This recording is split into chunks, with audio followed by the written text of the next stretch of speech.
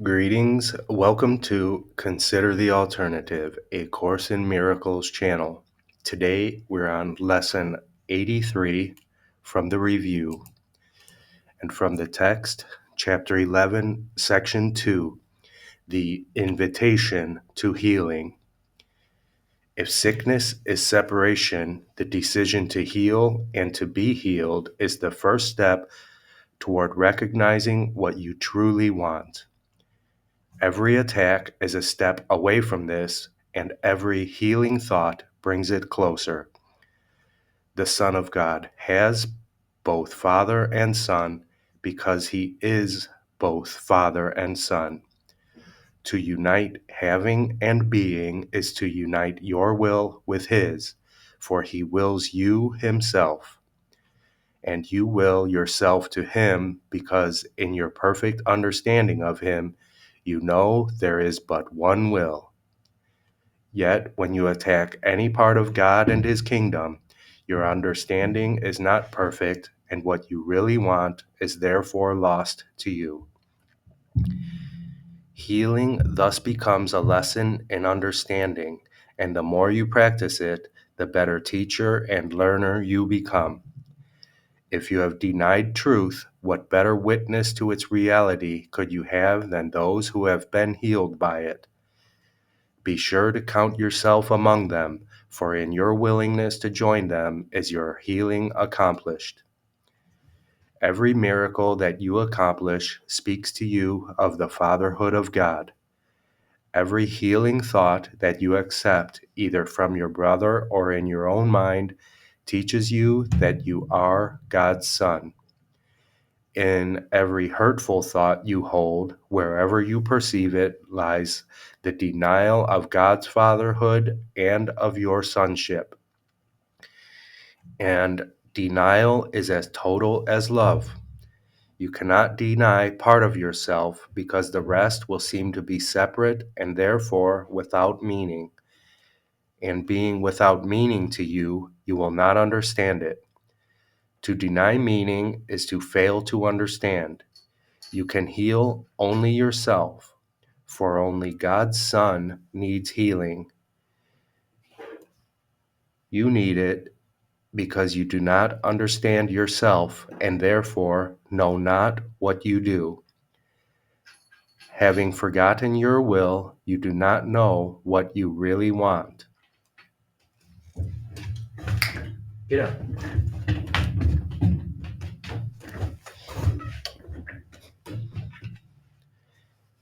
Healing is a sign that you want to make whole, and this willingness opens your ears to the voice of the Holy Spirit, whose message is wholeness. He will enable you to go far beyond the healing you would undertake, for beside your small willingness to make whole, he will lay his own complete will and make yours whole. What can the Son of God not accomplish with the fatherhood of God in him? And yet the invitation must come from you, for you have surely learned that whom you invite as your guest will abide with you.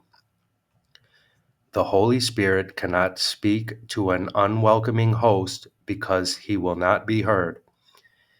The eternal guest remains, but his voice grows faint in alien company. He needs your protection only because your care is a sign that you want him. Think like him ever so slightly, and the little spark becomes a blazing light that fills your mind so that he becomes your only guest. Whenever you ask the ego to enter, you lessen his welcome. He will remain, but you have allied yourself against him. Whatever journey you choose to take, he will go with you, waiting. You can safely trust his patience, for he cannot leave a part of God. Yet you need far more than patience. You will never rest until you know your function and fulfill it.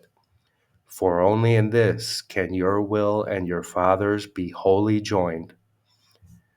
To have him is to be like him, and he has given himself to you. You who have God must be as God, for his function became yours with his gift. Invite this knowledge back into your mind and let nothing that obscures it enter. The guest whom God sent you will teach you how to do this if you but recognize the little spark and are willing to let it grow. Your willingness need not be perfect because his is.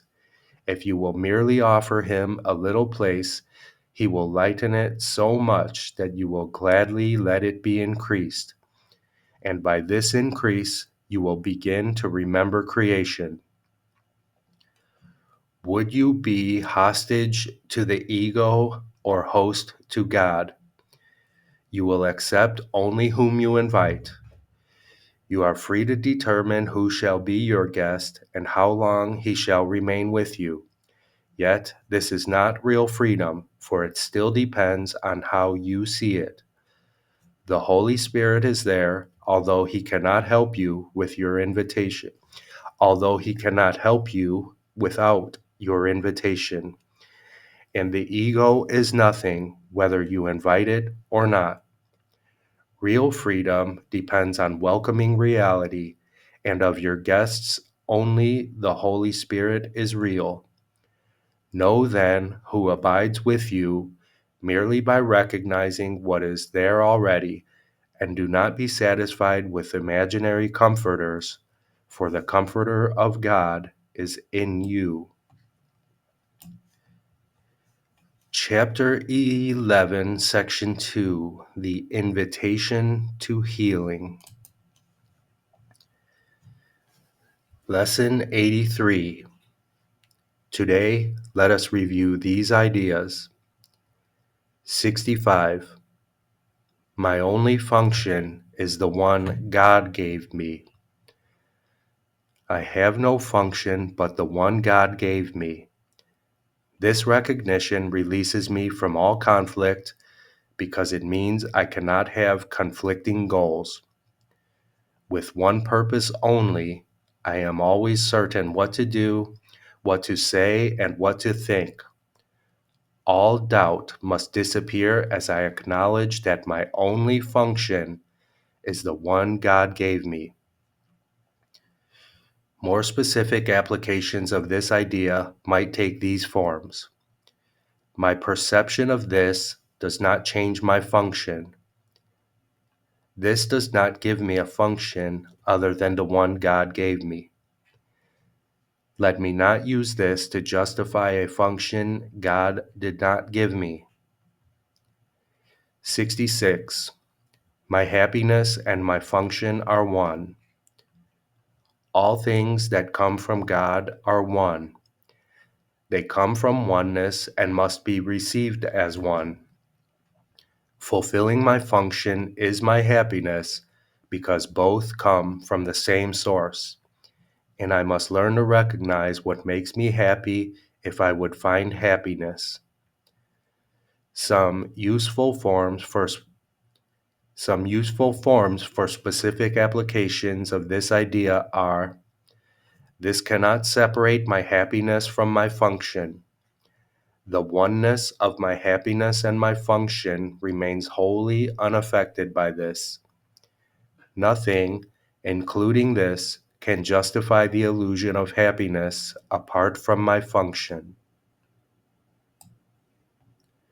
Lesson 83.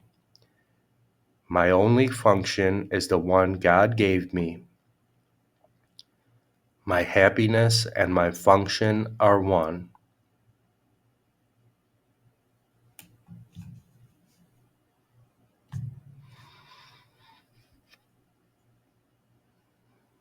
I love you.